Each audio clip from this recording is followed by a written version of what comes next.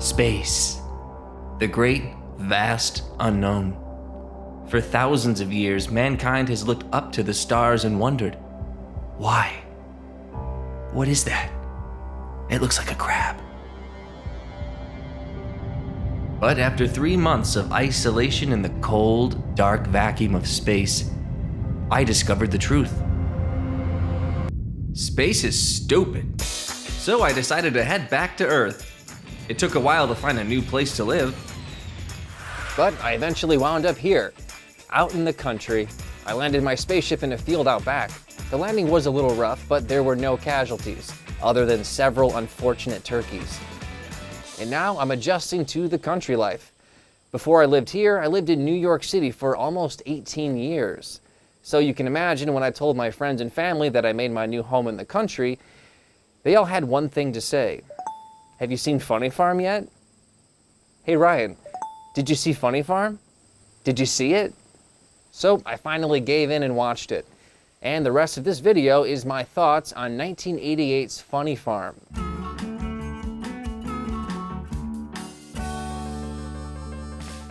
Funny Farm is not funny. Funny Farm doesn't even take place on a farm. If you're unfamiliar with this 80s comedy directed by George Roy Hill, it's all about husband and wife Andy and Elizabeth Farmer relocating from the Big Apple to the quiet, idyllic country town of Redbud, Vermont. The couple's love for their new home and for each other come into question when they discover that life in their quaint little country town is a little more challenging than they imagined. Personally, I didn't know very much about Funny Farm before I watched it, but from the imagery on the movie posters and the VHS cover, I thought this was going to be about a couple of city slickers moving to a backwards town full of zany country folk. But there's not a whole lot of zany going on. There are a few people who are zany in the town of Redbud, like the sheriff who can't pass his driver's test, so he travels everywhere in a taxi. Does the sheriff always ride around in a taxi? Yep, ever since he flunked his driving test. That's fairly zany. This old guy giving Andy and Elizabeth's movers directions to Redbud was kind of funny. How'd you know my name was Mac? Just guessed. Then why don't you guess your way to Redbud? But zany? Nah. I guess the zaniest citizen of Redbud is the mailman, who likes to drive his route totally drunk, throwing the mail out of the window like confetti. There's a running gag throughout the movie that Andy is determined to get the mailman to stop, but I'm not really sure why. Maybe a slow down sign would have made more sense. I just wasn't laughing very much during this movie. The snake was funny. This guy's line was funny. This ain't a bridge. It's termites holding hands. But overall, the bulk of the movie's jokes were misses instead of hits. I had high expectations seeing as it's Chevy Chase in his prime. And Siskel and Ebert loved this movie. Well, this is the best work I've seen Chevy Chase do in a movie probably ever. Well, I mean, for Fletch once, was he's great, not but always standing there and simply making his little kind of Saturday Night Live aside. So I don't want to criticize. He's been in some other good movies.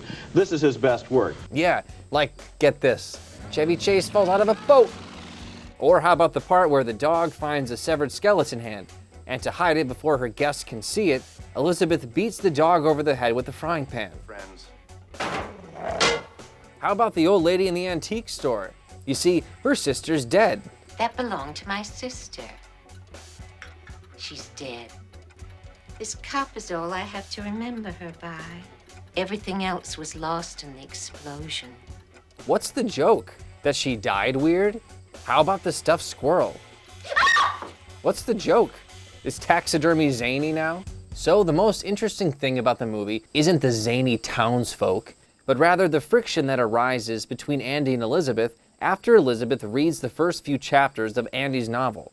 The whole reason the two moved out of the city and into the country was for Andy to transition from New York City sports journalist to serious novelist. Unfortunately for Andy, his writing sucks. Guess that means you don't like it. You don't know a damn thing about writing. You're a goddamn school teacher, you're not an editor. That's obvious. I read the whole thing.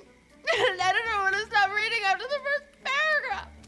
Okay, that was actually kind of funny. Elizabeth, by the way, is played by Madeline Smith Osborne, and she was pretty good in this. She has such a familiar face, too. I was surprised to see on her filmography that she hasn't been in that much. That John Travolta Mechanical Bull movie, this baby movie. Anyway, so Andy's writing turns out to be terrible. Even worse for Andy, Elizabeth pens her own book, a children's story about a squirrel and his misadventures. It turns out her writing is actually good. She even sells it to a publisher, quickly causing Andy to spiral into a jealous depression. It's an interesting story for the two, a story that has absolutely nothing to do with living in the country. This could have taken place in New York City. The townsfolk do get involved with this conflict between Andy and Elizabeth, though. The rift between Andy and Elizabeth gets so bad that the two file for divorce and need to sell the house quickly. The two ask the people of Redbud to pretend to be a quaint, Norman Rockwell-style small town. Also, they can charm potential buyers to sell the house quicker. But Redbud is already pretty quaint. With the exception of the mailman, the town is nice.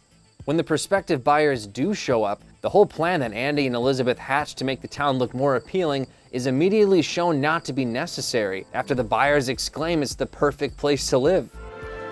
Oh, wow. It's perfect. Right? Like, this deer wasn't necessary. Cue the deer. Oh, look.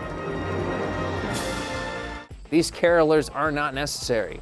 Was any of this charade remotely necessary to sell the house? It's just a confusing movie, and with a large cast of secondary characters and an odd overall structure to the script, it reminds me a lot of Christmas with the Cranks, another movie based off of a novel where the main characters have a stupidly on-the-nose last name. Funny Farm's not the worst movie in the world, but in a long list of Chevy Chase movies, this one probably falls near the bottom. Maybe in the 80s the jokes were hilarious, but baby, it's 2021. I laugh at only the edgiest jokes. Like, check out this meme account I follow. It's just Gordon Ramsay yelling at Shiba Inus. So anyway, thanks for watching. If you like this video, please subscribe to the channel and consider watching more videos. Like this space camp review I did. I actually went out into space for that one. That was pretty cool. And then there's War Games. I shot a gun in that one. So.